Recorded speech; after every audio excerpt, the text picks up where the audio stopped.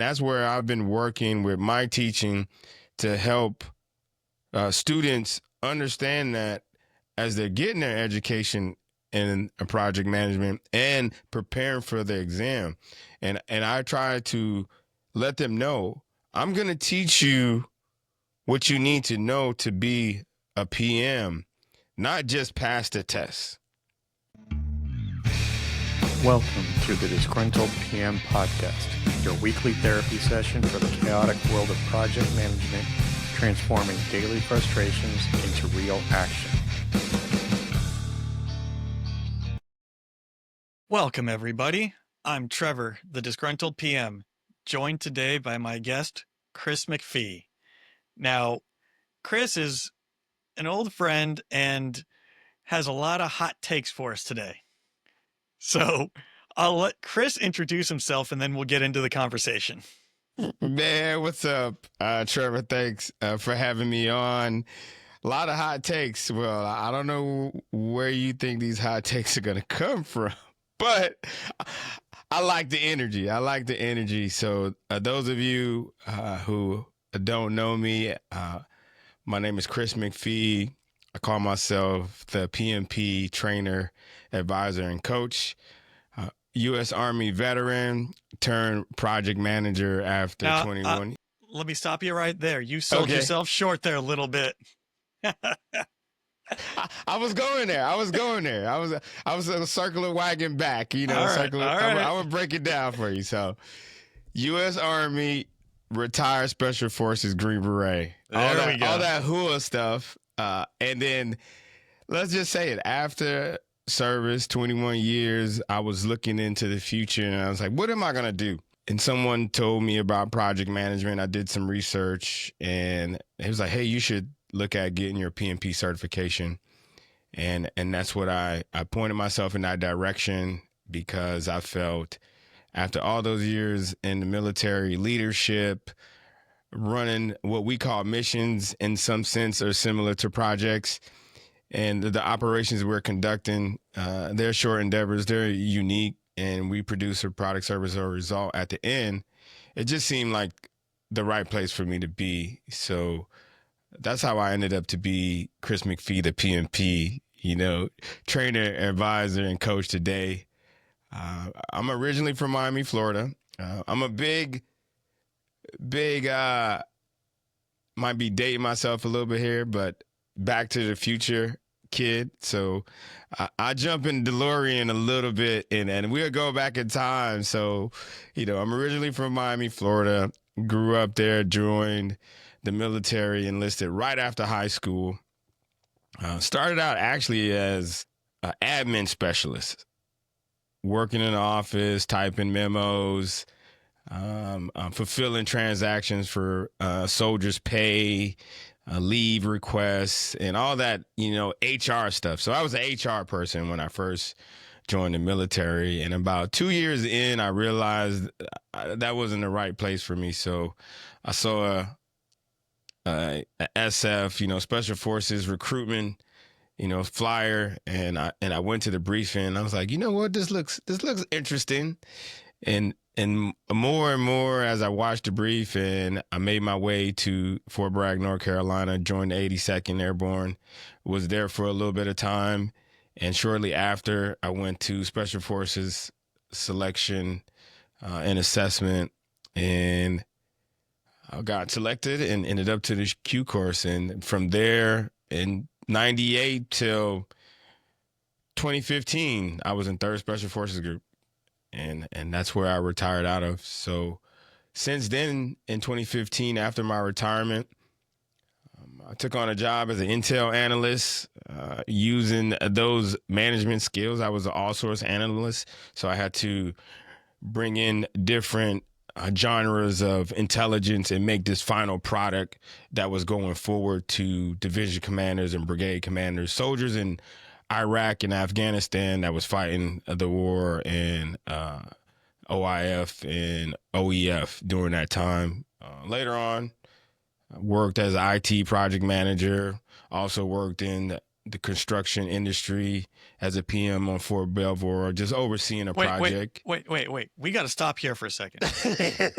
You mean to tell me that you are the only person I've ever met that's worked both in IT and construction?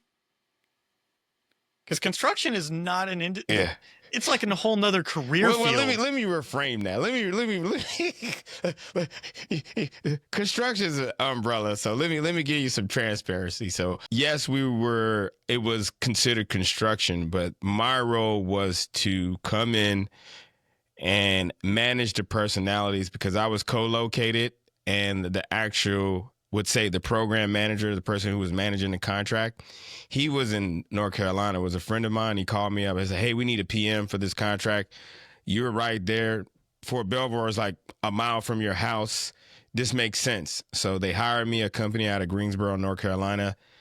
And that's what I did. I managed the relationship between the Corps Army engineers there for Belvoir and the company, and then the architecture firm that was actually remodeling a logistics building on Fort Belvoir. So that was my role. It was just managing the personalities, going to pick up blueprints in Maryland, bringing them back to Virginia, writing, minute meetings, pulling up this report, and just keeping the communications among those three entities going and pushing forward and tracking the schedule and all those things. So that was my construction experience.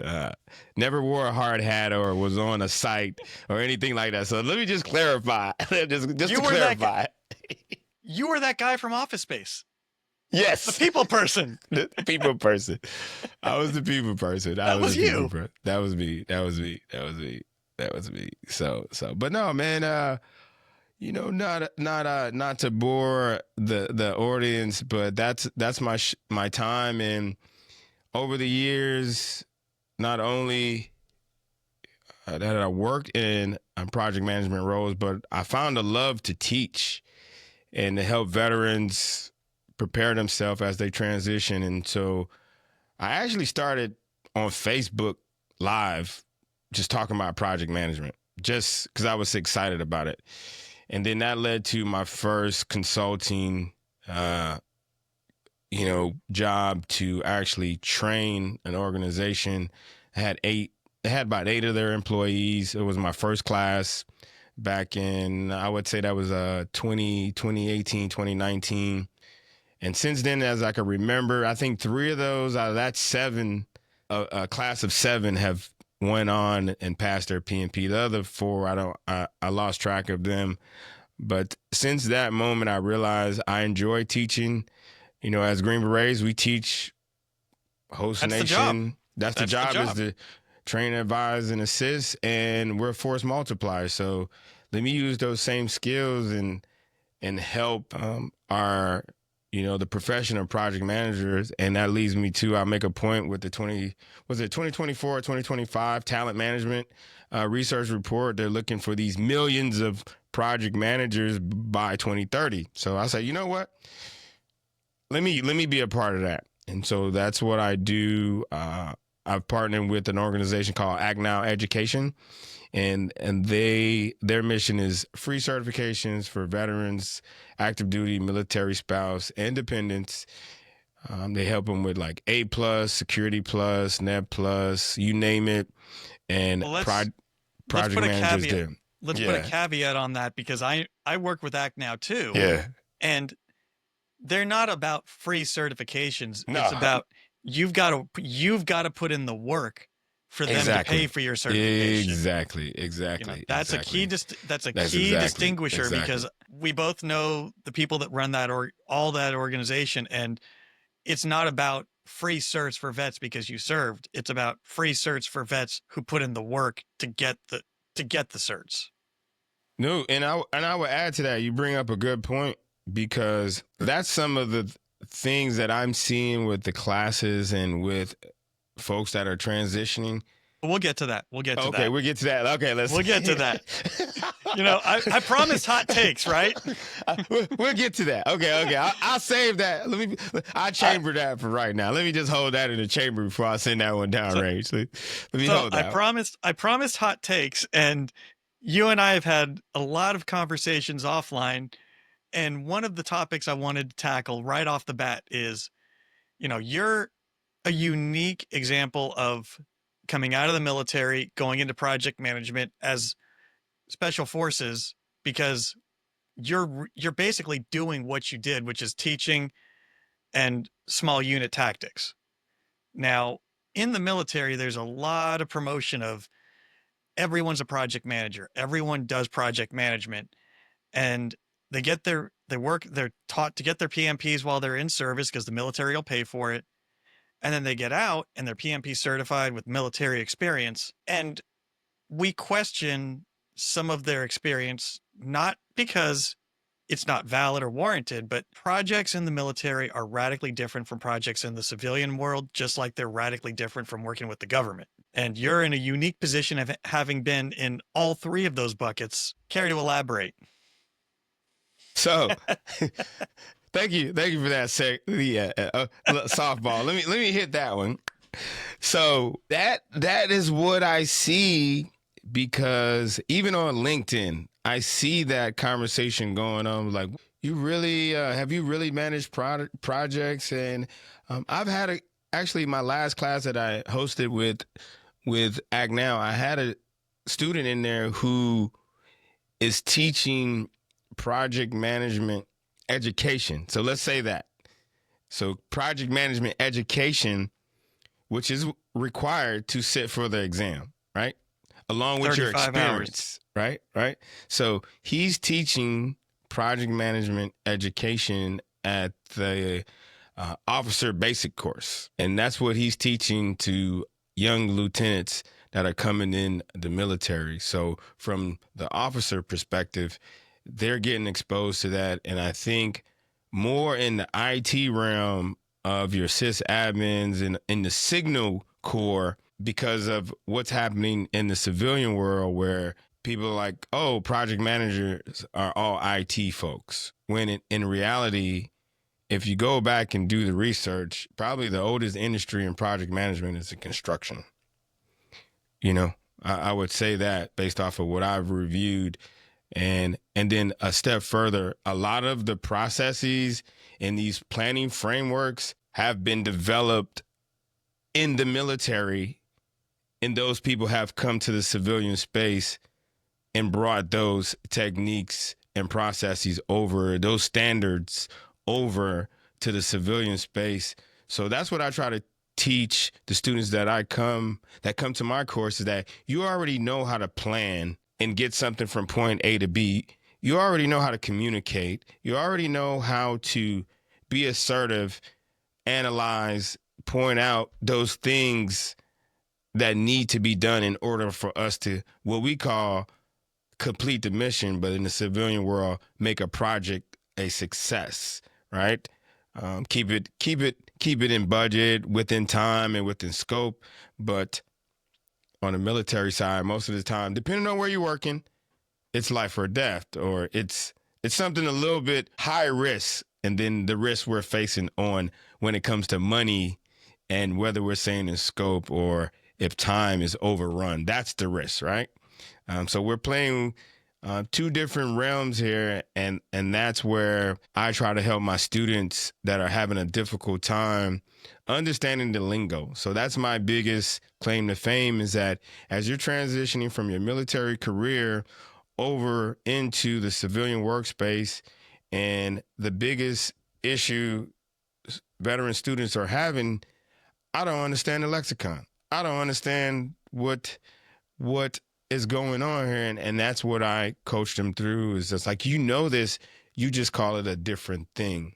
The military decision-making process, where we use this long drawn-out process, predictive approach to planning missions and executing them, is the project management framework predictive approach, just labeled differently and organized in a way that makes sense for are civilian space owners. What's funny about that statement right there is the military teaches 3 different languages that are all loosely based in English. So you learn the military language, you learn your job specific language. Yes. And then you're telling me you're struggling to learn project management language, which is literally in a book. Yes. That's taught to you. Yes. Yes. Now, with those PMs, have you noticed they lack any critical skills that are required for the civilian side? Because I know, we've had these conversations, and it's something that I'm somewhat passionate about, that not everybody is a project manager.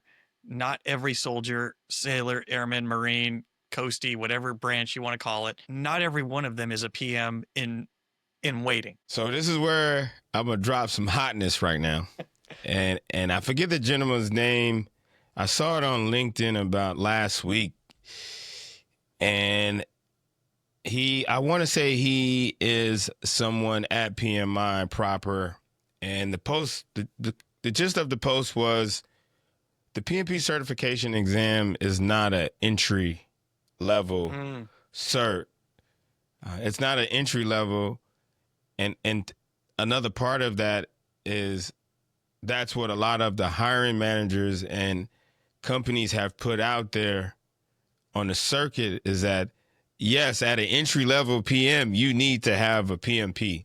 So what's happening, we have folks who are pursuing their cert. I was like, yeah, I took project management class in my college. Oh, I have the education. I got some experience, because when you look at what is considered a project and how much time you need, it's very vague. It's very vague. And a project is getting my kids to school. Exactly. But if you take other people's kids to school, then that's okay, but not your own family. Well, but the best way to explain the difference between what a PM does and what a PM doesn't do is, in that example of taking your kids to school, if I drove them to school, I am not the project manager of that project. No. If my wife drove them to school and I made sure they got there on time, they left on the right timeline with enough time to get them to school, and I managed all the constraints around that project, but she's the one that drove them to school. That makes me the PM of that project. Yes. And that's where people are failing to realize what a PM is and is not. And we've got the PM professor here, so I feel like I'd be doing a disservice if we didn't break this down for the audience. No, we gotta definitely break that down. So that's I totally agree.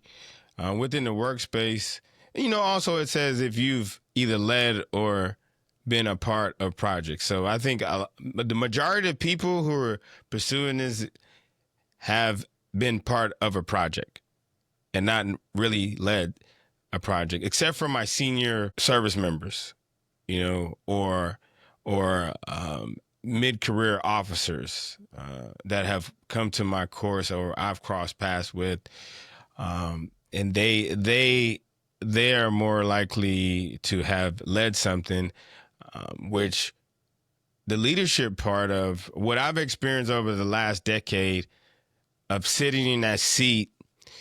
For example, when I worked as an IT project manager for the information and security command there at Fort Belvoir, INSCOM, I was an IT project manager. I worked in the project management branch in the G6. That's where all the comms and communications is handled at that level. That's at big Army level, right? That's the general level. Yeah. That's the big Army level. So I'm working there, and I'm a contractor where I'm working along GS civilians and soldiers. And the program was to consolidate all the data centers worldwide. And my piece of the pie was Joint Base San Antonio and a site down in Georgia. I want to say it was Fort Gordon area where I was working. And I did exactly what you said. I sat in that seat and I checked in once a week, and they gave me all their issues. all their problems, and hey, and I there was a team on the ground, and I was the in between with the team on the ground and the command there, and I had to go and report every week what's going on, what's going right, how do we fix it, how much do they have enough money, and surprisingly, a lot of those projects that came across my desk in relations to what is taught from the PMBOK guide, you should get a project charter. So in my scenario, I was always that PM who joined a project that was already ongoing. So most of the time I didn't get to see it, and then the organization wasn't really structured. You're catching it mid-flight. Yeah, I'm catching it mid-flight. And some of these consolidations that I was working with been going for a year or two. Yeah. Right. They've already been going. And needless to say that the contract at the time that I was on, the attrition rate of PMs coming in and out, I think out of 7 of us, only 2, the program manager and myself and a contractor, were the only ones that were actually certified PMs. Well, and that goes to another point of, you got me on so many different ideas of where to go with that statement, because when I first got in, one of my first civilian roles as a PM, I was working in governance, and I was auditing. Here I am, this junior PM, just figuring out what I'm doing, and I'm auditing senior PMs and their projects. And what everyone loves governance, right? Every PM really enjoys it when someone is auditing their project in the governance department. That's our favorite thing to deal with, right? I'm being sarcastic here as you're nodding, and I can't tell. No, you're right. You're right. So we love that. So I've got these career PMs coming into the meeting with me, and I'm just going through my checklist, and I'm asking for artifacts, and they'd be like, "No, I don't have that. No, I don't have that." And I'd be like, "Okay, look, I'm not here to judge you. You know what you're doing better than I do. But what I am going to judge you on is if you can't tell me why you don't need that document. Because as PMs, we teach the framework and we teach these auditing processes and everything else. But what we don't teach is tailor it to what you need, because that's one of the things that Agile got dead on right, was get what you need, forget what you don't. Kind of like Tony Horton said, do your best and forget the rest. Yes. No, to your point about Agile, and I, when I moved into this space, we're on PMBOK Guide 5, so nobody wasn't talking about Agile. Mm-hmm. This was 2016, 2017. Nobody wasn't, it wasn't, the book, the PMBOK Guide, what it is now to what it was back then 2 editions ago, is like great. Was that before the manifesto? Yes. So the manifesto hadn't even been written yet. This is 2016, 2017. And I think the manifesto came out in 2000, early 2000, I would say. Well, it was out, but it wasn't public. It wasn't mainstream. Published. Yeah, it wasn't, it hadn't hit a guide yet. Like CSM didn't exist. Yes. PSM didn't exist. No. I'm painting these pictures for the audience because we have PMs of all ages. Like I took the PMBOK on 6, and I know people who took it on 3 and 4. 6 did have, that's where we got the Agile Practices Guide in 6. Yep. And that was but it wasn't part of the PMP. No. It was just like, hey, this is what and that's what I've learned too, is, we get into, we're kind of bouncing around, but to my point where I was going with Agile is what you said about tailoring. What I'm seeing with the students, and maybe also in the market, I haven't seen it in the workspace yet, but I think there is a little bit of notion that you don't have to plan nothing when you're using the Agile approach. Well, right? Yeah, I mean, that's part of the reason I started PM Mondays on LinkedIn, was to break down the most all of these concepts, all these terms that you hear, because when you when you go around an office and you hear, oh yeah, we're getting agile, you ask someone, what does that mean? And they go, oh, well, we're moving faster. We're doing they're doing the literal definition. And then you ask them, did you know that that was a methodology for project management that has a standard, and there's certifications that go along with that and everything else that we live and breathe? And they're like, what? Or you come across the agile expert and they look at agile as a religion. You got both sides of the coin there. Yeah. And my focus was to educate the audience on the basics of project management, the stuff that you teach to your students, but also it's been a great refresher for me because I wrote about the critical path, and I had honestly forgotten about that until I started looking it up again. And then I used that in a mentoring session with someone about asking them about their critical path. And the guy was like, you know what? That's something I need to do, is figure out my critical path for my project. I was like, why did we forget that? No, well, it goes back to like, who's really doing their PDUs every 3 years? Like, how are you going about collecting that professional development? And then are you transferring that knowledge to your organization, or are you just getting the certification and I got my PMP, so I got my badge for my next job? And are you really implementing, or you're trying to integrate some of those practices within your organizations to help things run smoother? Well, you just hit on something there that I want to pull deeper. So I'm just like playing, just knocking stuff hey, over, playing. I said this was going to be hot takes, right? Like, So knocking stuff over, huh? So the PMP, we talked about that is not an entry level cert. And what I think a lot of people fail to realize is PMP stands for Project Management Professional. And I've mentored a lot of people coming into the industry, as I know you have. And one of the things I tell them is, if you get your PMP, be prepared to be held to a different standard. Because Facts. You walk in, one of my best friends, he got his PMP before he retired out of the military. And I told him, when you go into the civilian world with your PMP, you're going to be held to a different standard than without it, because you're already checking the block that project management and you've got that experience, and that you're creating the stigma around yourself for better or worse. And you got to be careful with that, because I've done job interviews and I had a guy who just passed the PMP a month or two before the interview. And I asked him one of the most basic PMP questions. Like, I can't remember what the acronym was, but I asked him one of them that's a layup.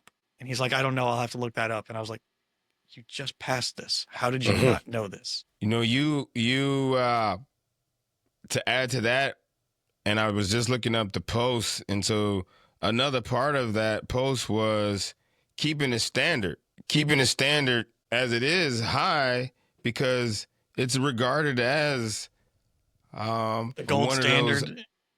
The gold standard of project management. And I'm going to just flash you with this one. There's a lot of other organizations that have tried to do something that was easier. All right. So let me and I'll put that back, but keeping the standard high. For those of you who aren't, I'm just saying, for those of you who aren't watching, he's literally pulling like a Minority Report board here, visualization of showing us pulling things up, taking it back. Like, you see this? All right, let's put this over here for a minute. Exactly. I'm going to come back to that. Just keep that in mind. So the standard, and that's what I see from students. They think that this is supposed to be an easy exam. And they complain about, well, that's not what I would do, or that doesn't make any sense. It doesn't if you're not thinking in the mindset. And so I when I read that post, and I was like, well, a lot of people transitioning out. I think for myself, I was held to a standard to plan because I worked in a very high risk environment, U.S. Army Rangers, all you veterans out there who know about Ranger School And those of you who know and been there, Bay planning, you live and die by Bay planning. If you can't plan an operation with your small unit of 12 or platoon size element, stand up and articulate from start to finish what you're going to do, how you're going to mitigate risks.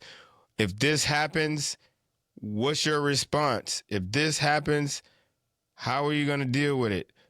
You know this is going to happen. We don't know what we're going to do with it right now, but when we get there and get more information, we will come up with how we're going to deal with it.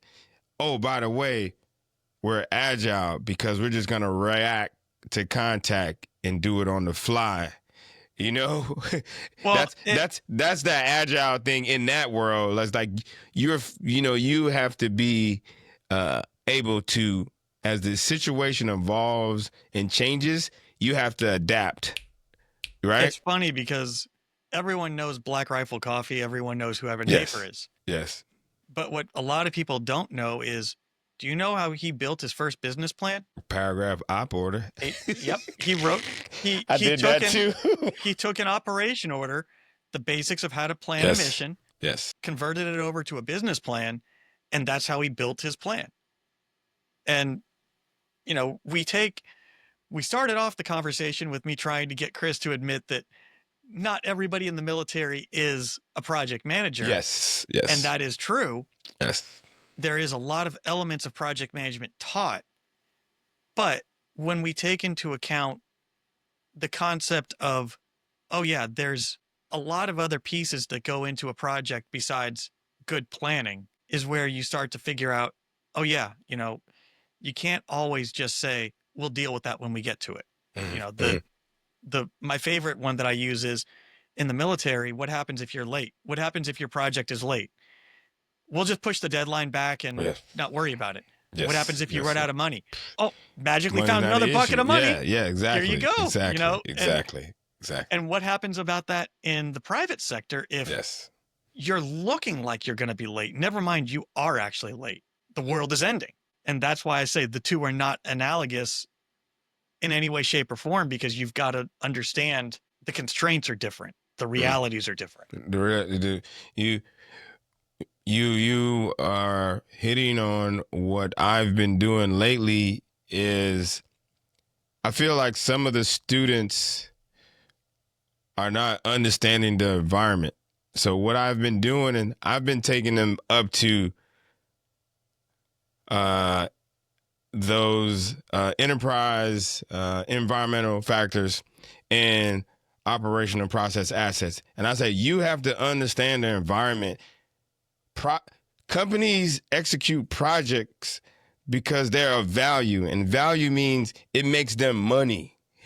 Return on investment. And you know what I'm saying? So that's why projects, they're not just being done for busy work. It's being done because they are trying to generate money for the business or the organization. Even if they're a nonprofit, they're running projects because those projects are going to generate donor dollars, right? They're executing these things so the donor's like, hey, we could give you some more money if you do this. Or, hey, you guys did really well. You made this widget for me. You produced this product. You did this service. Let's do it again. You know, and that's where I've been working with my teaching to help students understand that as they're getting their education in project management and preparing for the exam. And I try to let them know, I'm going to teach you what you need to know to be a PM, not just pass the test. Yeah. And, you know, and this is a great place for me to talk about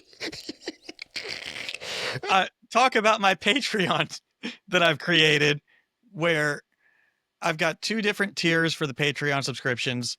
The first one is $1 a month just to help me offset the costs of doing the show. You know, there's all sorts of production costs and things. And, you know, just if you like the show and you find value in it, help me out. Then there's a $5 a month tier, which is where every one of my guests, to include the backlog since I relaunched the show, come on for about 20 minutes and we talk about real world facts and tips to make you a better PM and teach you better how to be a project manager and how to do this job. Because who do you learn from? You learn from the people who made the mistakes and get from their lessons learned. So let's take these experts that I've already got on here and learn from them. And now back to the show. So Chris, let's change gears to something else now. Okay. Now, you teach the PMP. You teach people to help them pass the PMP, because I don't want to say you teach them to pass the PMP, because that means you teach them just to pass the test and not have any follow-on knowledge. No. And that's a miss. What have you learned as you've been seeing the PMBOK evolve and seeing the subject matter change amongst the industry? So over the years since PMBOK Guide 5, so that's where my head got in the book. And I would say I always buy, when the new version comes out, I buy it, I go through it, I read it. I go to the back and I look at what's changed, right? And I look at these things. I was like, okay, this didn't really change too much. They just changed some verbiage, changed this label. Now we're going to call it this versus that. And new charts, new graphics. Yeah, new charts. Nothing groundbreaking from 5 to 6. But when we got to 6, that was, we brought in Agile and that evolved. And I was like, oh, okay, this is interesting. And it's gotten better as far as not being so vague. PMBOK Guide 5 was very vague, right? And I think that really helped the market of people who were publishing study guides, right? They were publishing study guides. And I want to say, my outlook is, and I've seen a couple YouTube videos like, hey, study for the PMP and pass without any books. Yeah, no. That sounds real easy. So I see that in 5, and I'm like, man, this is pretty vague. I got some of the best study guide. Rita McKay's book is one of I would say, and that's another thing too, I've done over the past decade. If you look right there, Andy Crow, I've used, because I love it, because it's a good teaching package for an organization. I was just starting out, so I didn't have all the videos like we have now. And so I use that system because it's plug and play. And so if you want to scale really quick and teach 40 students and have a framework or curriculum for teaching right away, it's a plug and play. Then you have some of the other guys that are out there on the market. The latest one, Andrew Ramdial, his book is very popular. Not a hit on him, but the book is really a sale to buy his video course. You get more value out the video course than buying the book. Because I bought the book and I looked through it. I didn't see nothing groundbreaking. And I think today on the market, probably, and I won't say the best, the most comprehensive study guide that I've seen is Rita's. Yep, that's been the standard across the board. I put money on it. I put $100 on it right now. If you could find one better, then show it to me. But I know that book, it was almost too much content for me in 2017. And so I went with an easier book, just because. But my favorite of all time is the PMBOK Guide. So I stuck my head in it because I'm used to reading reference manuals. 21 years in the military, the PMBOK Guide reads like a reference manual to me. So I understand why it's written that way. It's a guide. It's not a study guide. It's a reference manual for you to manage projects. It's like the Ranger Handbook. It's one of those things. 7-A, right? It's one of those things where I make no secret about this. It took me 4 tries to pass. And between the 3rd and 4th try, I sat down and I read the PMBOK cover to cover 3 or 4 times. I memorized the 49 process map. Like I was able to draw it out from memory. Because, with you on that one. Because one of the things that I figured out over those attempts was every question tells you either, or three-quarters of the questions would tell you either what you just finished or ask you what you need to do. So if I know the process map, I know half the answer's already been given to me. Mm-hmm. And this is where I want to move into some of the fun questions now for you, because I've curated some tailored questions. Oh man. I gotta hear this. So you and I have talked privately, and Mm-hmm. what are some of the best excuses you've been given for why somebody didn't attend their session, because you do live sessions, Yeah. or didn't do the assignment for that session? Wow. Okay. Because we're dealing with adults, we're dealing with military. I want to set the stage for some of these excuses. So one of I get emails. It's almost like college sometimes. It's like a high school teacher, and I get emails sometimes. Probably a common one is family, right? I want the off the wall ones. I don't want the common ones. That's the common one. The most interesting one. I want the stories where you're just sitting there going, "Wow, you couldn't have made that up if you tried." You know what? I'm gonna be honest, Trevor. I don't have any that are off the wall like that, right? I don't, man. I'm sorry. I'm disappointed with that. But some of the challenges that people have, because we're in this business, like, what's your challenge? What's your challenges? Why are you not able to prepare for the PMP? And so one of them is time. And so my reply to people is like, I can't help you with that. That's a personal. That's a you problem. That's a you problem.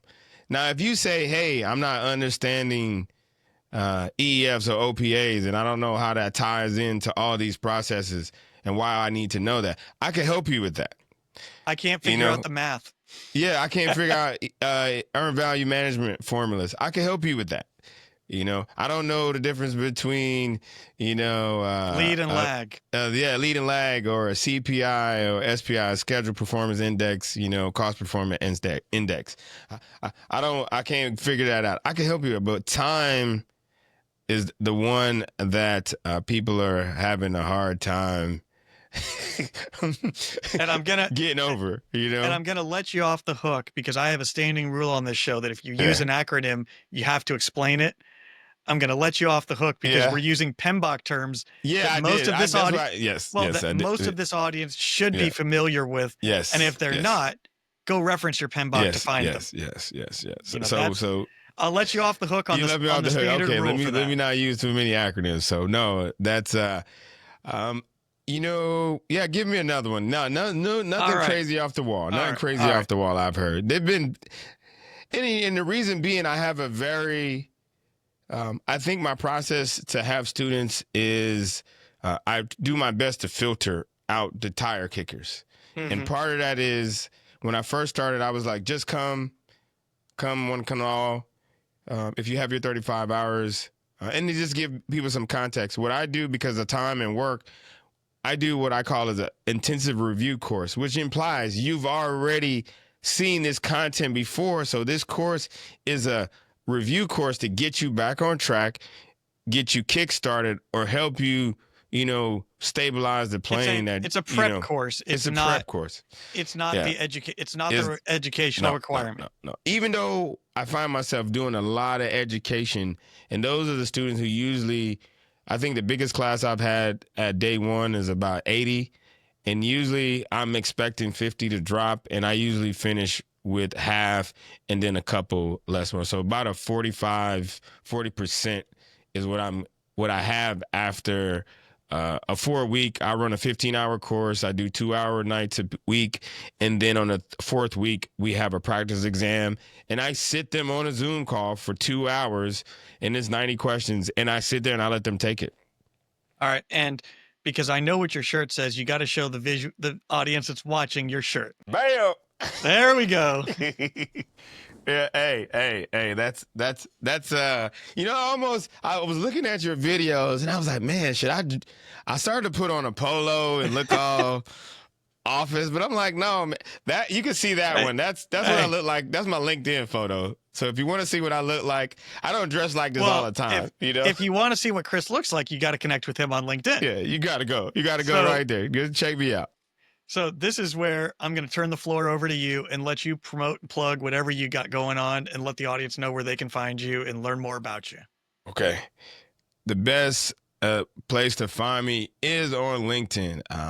Honestly, I'm trying to grow my page. Go to LinkedIn and connect with me on LinkedIn if you have any questions about the project management certification, or you have questions about just work in general. You just want to have a conversation. Please go there and connect. I'm working on my channel here too on YouTube, so you can find me there at Chris McPhee PMP on YouTube, and that's where I'm uploading my videos. I have classes there that I've conducted, and I'm working on getting those shorts since we have all these tools now. And one of the reasons why I'm here today, so hopefully I get some content out of this. Well, and share with my audience and everybody out there. But that's where you can find me. LinkedIn, connect with me on LinkedIn. That's the most valuable place. And if you're looking for and you need some help with training, preparing for the exam, go to actnoweducation.org, and that's where you'll find the PMP page, and I'm connected there too. So that's where you can find me. All right, now I'm going to put you on the spot. Okay. Because I know you and I know the services you provide. Can you give my audience something to say, hey, if they mention that they saw you on this show, you will give them X? So the service that I'm offering now, if you mention that you saw me on the Disgruntled PM podcast, you will get a 1 hour free coaching call with me. That's what I offer. I offer a one-on-one free coaching call. So if you saw this show, just send me a message direct and LinkedIn. Let me share this link with you while I'm on here. And also on my Stand store. Did I share that with you? I think I shared that with you. Yeah, I'll get it. Yeah. I'll have it linked in the show notes. Yeah, just have it in there. So go to the Stand store. I have some digital downloads there that are free. I have some there that are at a very low cost, and then also you can get a free 15-minute one-on-one. But if you saw this show, you would definitely get that. Sign up for the 15-minute, put in the notes, and say, hey, I saw you on Disgruntled PM podcast. No. I want them to message you directly on LinkedIn. Okay. Just so you know that came from here. Okay. Because I want your calendar to be full of free 1 hour coaching sessions. Oh, that sucks. Well, go through LinkedIn, message me direct. Connect with me and message me, and we will jump on a call for sure. Awesome. That is a very generous offering, and thank you. So I'm going to once again mention my Patreon. $5 a month. You'll get bonus content with actionable advice from experts like Chris. Also, please like, subscribe, follow all the social media channels for the Disgruntled PM podcast show. I'm trying to build my following too, make sure more people get this, more people get access to these experts. And then when they make dumb offers like a free hour of coaching, if you mention the show, we fill their calendar with audience listeners. Hey, I love it. I love it. I love it. I love it. So with that, I'm going to end the show like I always do. May all your deliverables be on time, your budget's in the black, and your scope not creeping. For Chris McPhee, I'm still Trevor, and I'm still the Disgruntled PM.